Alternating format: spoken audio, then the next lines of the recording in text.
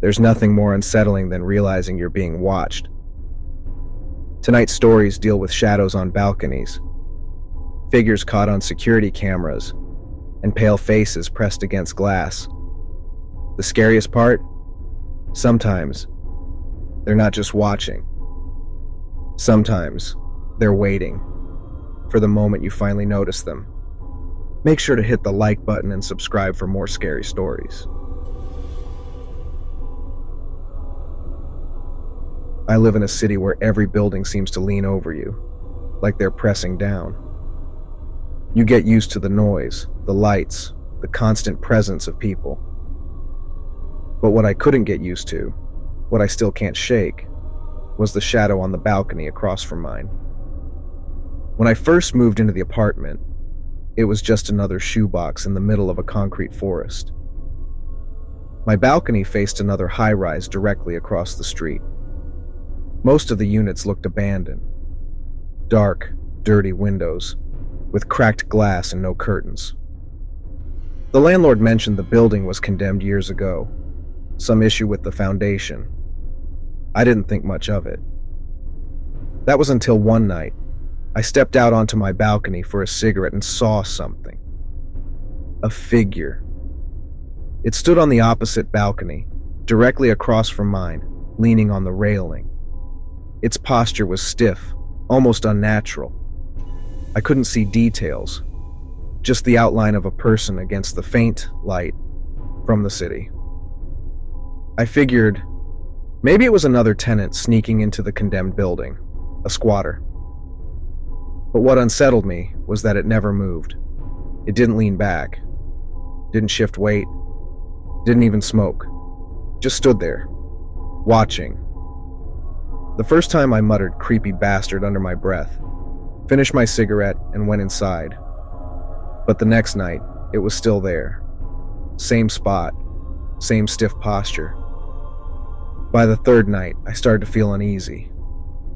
It wasn't just that the figure never moved.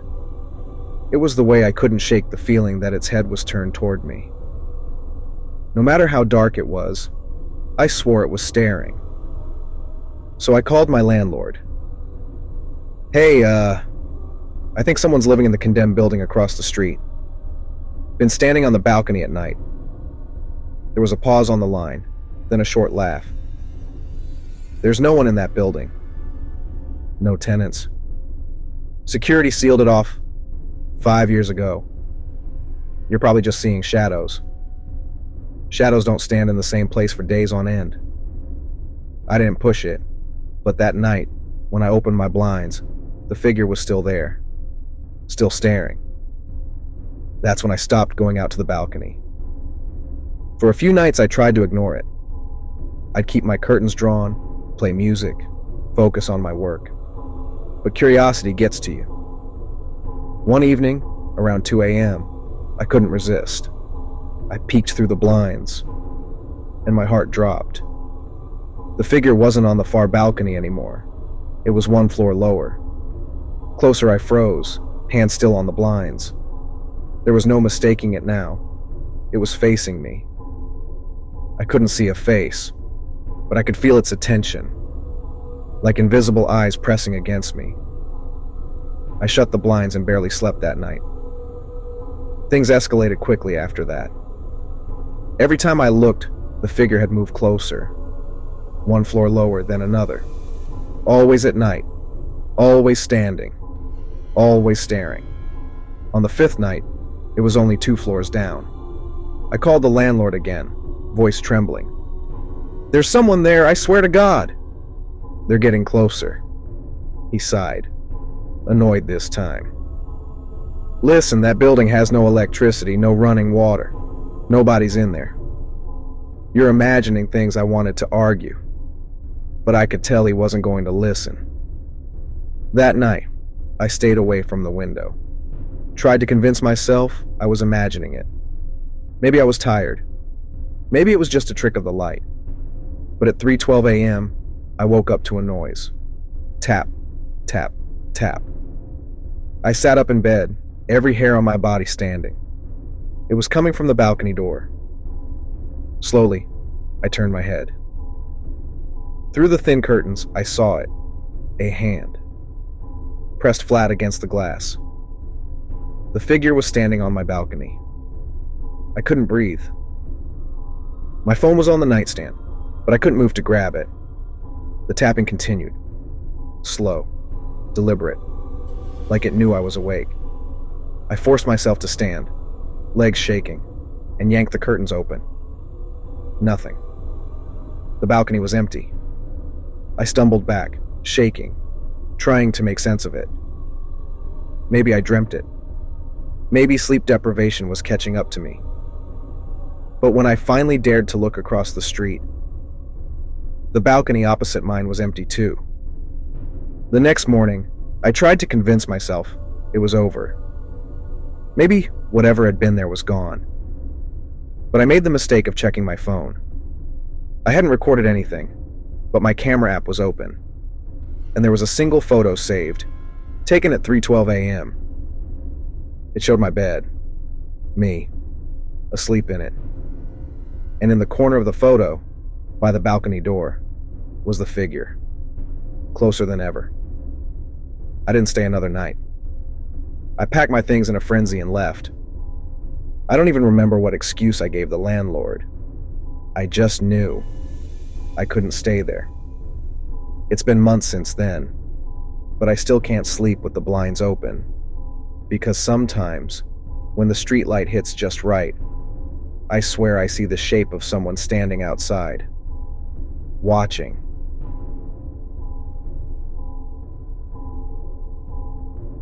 Working the night shift at a convenience store isn't glamorous, but it paid the bills while I was in college. I'd sit behind the counter, half dozing through textbooks, occasionally ringing up drunk customers buying cigarettes or late-night snacks. But the thing that still keeps me up at night wasn't the customers. It was one security camera. The store had 6 of them, 1 outside, 1 pointed at the counter, and 4 covering the aisles. For the most part, they worked fine. But every single night, without fail, the camera pointed at aisle 3 would freeze.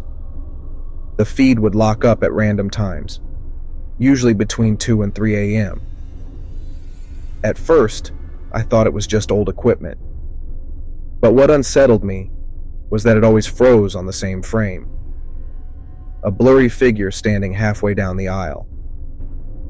The first time I noticed it, I thought maybe it was a glitch of an old customer, a frame burned into the memory of the camera. So I grabbed my flashlight and walked down aisle 3. Empty.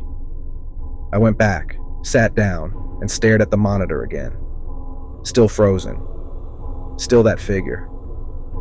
But as I looked closer, my stomach sank. The figure was standing at an angle, but something about it was wrong. Its arms hung too low, its head tilted too far. And the longer I looked, the more convinced I became that it wasn't anyone I'd ever seen before. For a few nights I ignored it. But one night, after the feed froze again, I swore the figure looked a little different. Not just frozen in place, it was facing the camera now. That wasn't possible. Cameras don't freeze and then change. But when I blinked and stared again, the difference was unmistakable. The figure was turned slightly toward the lens, its head crooked like a broken doll.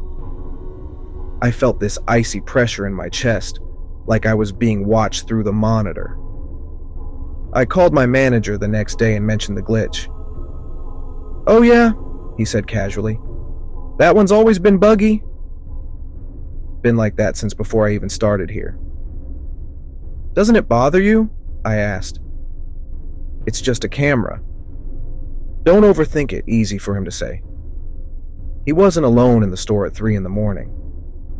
The next week, the glitch got worse. Now, whenever the figure appeared, the audio system would hiss with static. A soft warbling sound like someone whispering into the mic. I tried turning the volume down, but even then I could feel it, like a faint vibration in my teeth. And then the movement started. At first, it was subtle, The tilt of the head was different, then the angle of the shoulders. One night, it looked like its hand was raised slightly, fingers half extended toward the lens. The night after, the hand was flat against the glass of the camera. I couldn't take my eyes off it. My skin crawled, every instinct screaming at me to run. But I stayed, because some part of me was terrified that if I looked away, the thing in the feed would move again. Then came the night that broke me. It was pouring outside. The store was dead quiet, no customers for over an hour. I was scrolling through my phone when I heard a loud click from the monitor system. Every screen went black. One by one, the feeds came back, all except aisle 3. That one stayed dark for a long moment, and when it flickered back on, the figure was gone. I froze, staring at the empty aisle on screen. For the first time in weeks, the aisle looked normal. Then, slowly, I noticed movement on the screen above the counter. The camera pointed directly at me. The figure was standing behind me.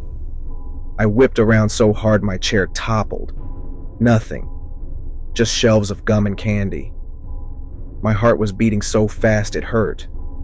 I looked back at the monitor. The figure was still there, right behind the counter, frozen in the feed. It was close enough that I could see more detail now. Its face was pale and stretched, like skin pulled too tightly over bone. Its mouth was wide open, but instead of teeth, the darkness inside looked bottomless. And its eyes, God, its eyes weren't eyes at all. Just 2 black pits, sinking deeper and deeper the longer I stared. I grabbed my phone to call someone. Anyone. But before I could dial, the monitor glitched again. The figure was gone from the counter feed, and now it was standing in the middle of aisle 3 again. Only this time, it wasn't frozen. I watched its head slowly tilt up until it was looking directly at the camera, directly at me, and then it smiled. I don't remember much after that. I think I ran out into the rain. I think I left the store unlocked, lights buzzing behind me. My manager called me the next day, furious about abandoning my shift. I quit right then and there. Didn't even bother picking up my last paycheck. That was 2 months ago.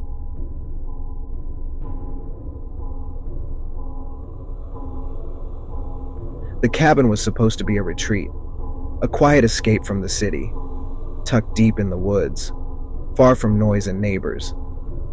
The Johnsons had been excited when they found it. Cheap, remote, with a big porch and just enough space for the family of 4. The nearest town was half an hour away. No traffic, no sirens, no stress. For the first couple of days, everything was perfect. They swam in the nearby lake, grilled hot dogs on the deck, and fell asleep to the chirping of crickets and the soft rustle of trees. But by the 4th night, the tapping began. It was subtle at first, a faint tick-tick-tick against the window of the living room, the kind of sound you'd blame on a branch swaying in the wind. But when Mark Johnson went outside with a flashlight, there was nothing. No branch near the window, no sign of anyone or anything having been there. Probably a squirrel, his wife Dana suggested. They laughed it off and went back to bed. The next night, though, the tapping came again, this time against the bedroom window. Their kids, Alex and Emily, woke up complaining about it too. Mark went out again with the flashlight. Nothing. Just the dark tree line staring back at him. Still, he couldn't shake the feeling that someone, or something, was standing just out of sight, watching.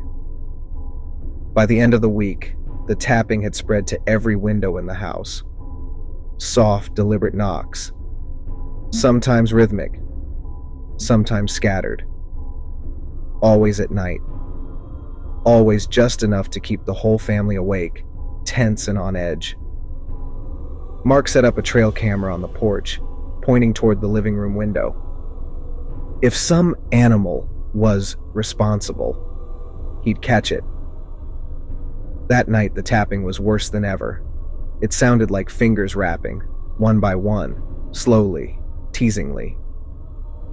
Dana begged him not to check until morning, so he stayed in bed, clutching the flashlight like a weapon, staring at the ceiling until dawn.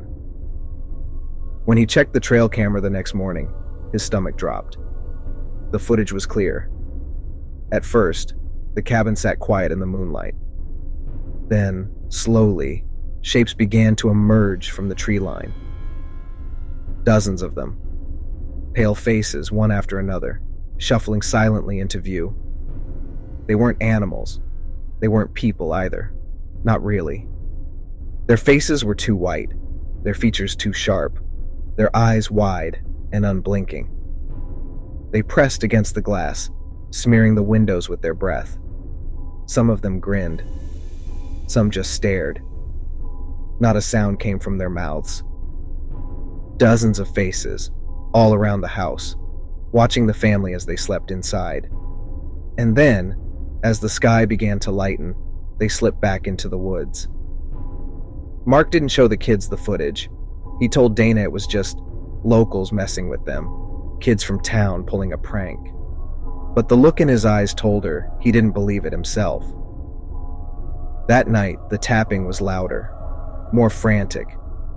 And this time, they heard something worse, scraping, as if nails were dragging across the glass, tracing the outlines of the windows. Emily screamed in the middle of the night, swearing she saw a face looking down at her from the second-floor window. Her window. The cabin was 2 stories up. There was no balcony.